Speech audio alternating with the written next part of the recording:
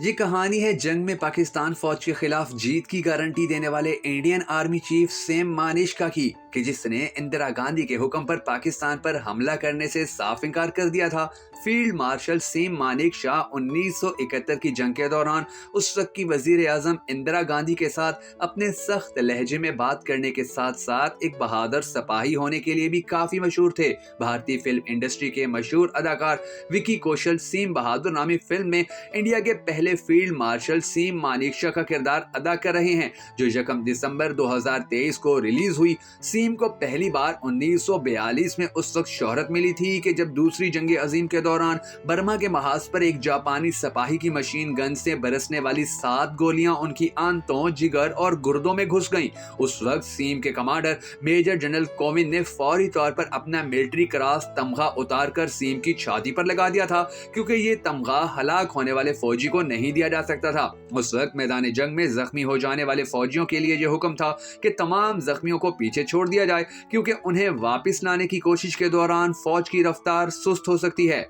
उस हुक्म की खिलाफ वर्जी करते हुए एक भारतीय फौजी शेर सिंह जख्मी सीम को अपने कंधों पर उठाकर वापस ले आए, लेकिन सीम की हालत इतनी खराब थी कि डॉक्टरों को महसूस हुआ कि उनका इलाज करना वक्त जाया करने जैसा होगा। ऐसे में एक बार फिर सूबेदार शेर सिंह आगे बढ़े। शेर सिंह ने अपनी राइफल का रुख डॉक्टरों की तरफ करते हुए कहा कि हम जापानियों से लड़ते हुए अपने अफसर को कंधों पर उठाकर लाए हैं और हम नहीं चाहते कि वो सिर्फ इसलिए हमारे सामने दम तोड़ दें क्योंकि आप उनका इलाज नहीं कर रहे। तुम इनका इलाज करो वरना मैं तुम्हें गोली मार दूंगा। डॉक्टर्स को जख्मी सीम का इलाज करना पड़ा और उन्होंने सीम के जिस्म से गोलियां निकालकर उनकी चंद आंतों को काट दिया। ये एक खतरनाक ऑपरेशन था, लेकिन हैरान कुन तौर पर सीम जिंदा बच गए। अमृतसर में 1914 में पैदा होने वाले सीम मानेकशॉ का ताल्लुक एक पारसी खानदान से था।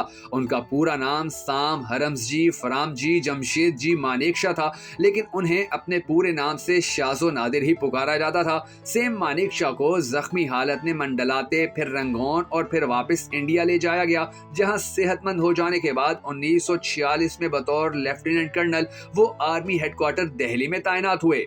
2 साल बाद जब रियासत कश्मीर का तनाज़ा खड़ा हुआ तो एक अहम मौका पर जब इंडिया की तरफ से वीपी मेनन महाराजा हरि सिंह से बातचीत करने श्रीनगर पहुंच गए। उस वक्त सीम मानेकशॉ भी उनके साथ थे। 1962 में चीन के साथ जंग में शिकस्त खाने के बाद सीम मानेकशॉ को 4th कोर की कमांड दी गई। ये ओहदा संभालते ही सीम मानेकशॉ ने सरहद पर तैनात फौजियों को मुखातिब किया और उनका ये खिताब आज तक मशहूर है। सीम ने इंडियन फौजियों से कहा कि आज के बाद आप में से कोई भी उस वक्त तक पीछे नहीं हटेगा जब तक कि आपको ऐसा करने का तहरीरी हुक्म ना मिले, और ये याद रखना कि ये हुक्म तुम्हें कभी नहीं दिया जाएगा।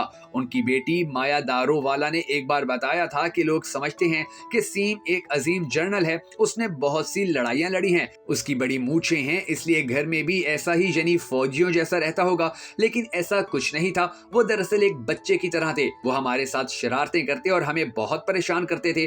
कभी कभी हमें कहना पड़ता था कि पापा बस कर दो। जब वो कमरे में दाखिल होते तो हमें सोचना पड़ता था कि अब वो क्या करने जा रहे हैं। मानेकशॉ को अच्छे कपड़े पहनने का भी शौक था। अगर उन्हें कोई दावतनामा मिलता था जिसमें कहा जाता था कि आपको सादा लिबास में आना है, तो वो दावत को ठुकरा देते। 1971 की जंग में इंदिरा गांधी चाहती थी कि मार्च के महीने में ही पाकिस्तान पर हमला कर दिया जाए, लेकिन सीम ने ऐसा करने से इनकार कर दिया। उनकी राय थी कि इंडिया की फौज मशरकी पाकिस्तान पर हमले के लिए तैयार नहीं है। इस पर इंदिरा गांधी नाराज हुई तो सीम मानेकशॉ ने सवाल किया कि क्या तुम लड़ाई जीतना चाहती हो या नहीं। इंदिरा गांधी ने जवाब हाँ में दिया। इस पर सीम मानेकशॉ ने कहा कि मुझे 6 माह का वक्त दें, मैं जमानत देता हूं कि फतेह आपकी होगी। इंदिरा गांधी के साथ उनके ऐसे रवैये के कई किस्से मशहूर हैं। Major general VK. सिंह कहते हैं कि एक बार इंदिरा गांधी गैर मुल्की दौरे से वापस आई तो सीम मानेकशॉ उनका इस्तकबाल करने पालम हवाई अड्डे पर गए। इंदिरा गांधी को देखते ही उन्होंने कहा कि आपके बालों का स्टाइल बहुत अच्छा लग रहा है। इस पर इंदिरा गांधी ने मुस्कुराकर कहा, किसी और ने तो तवज्जो ही नहीं दी। 1971 की जंग के बाद जब सीम एक फौजी वफद के साथ पाकिस्तान गए तो पंजाब के गवर्नर ने उन्हें खाने पर मदऊ किया। जब खाना खत्म हुआ तो गवर्नर ने कहा कि मेरा अमला आपसे मुसाफहा करना चाहता है।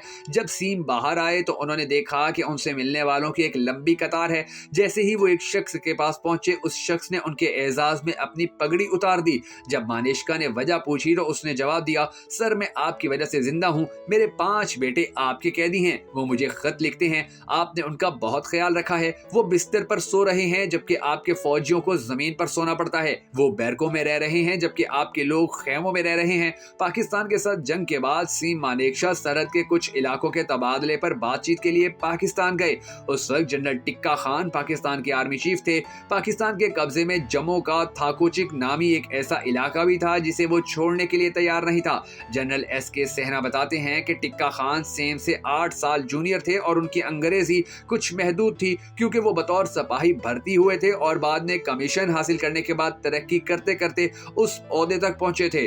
जनरल SK सेहना के मुताबिक टिक्का खान ने एक तहरीर शुदा बयान पढ़ना शुरू किया और कहा कि 3 मुतबादिल हैं। सीम मानेकशॉ ने फौरन टिक्का खान को टोका कि जिस स्टाफ ऑफिसर का तहरीर शुदा बयान आप पढ़ रहे हैं वो अंग्रेजी लिखना नहीं जानता, क्योंकि मुतबादिल हमेशा 2 होते हैं, 3 नहीं। हाँ, इम्कानात 2 से ज्यादा हो सकते हैं। सीम की ये बात सुनने के बाद टिक्का खान इस कदर घबरा गए कि उनकी जबान लड़खड़ा गई। बाद में वो थाकोचिक इंडिया को वापस देने के लिए तैयार हो गए। दोस्तों, अगर आपको हमारी ये वीडियो पसंद आई हो तो हमें सपोर्ट करने के लिए हमारी इस वीडियो को शेयर जरूर कर दीजिएगा।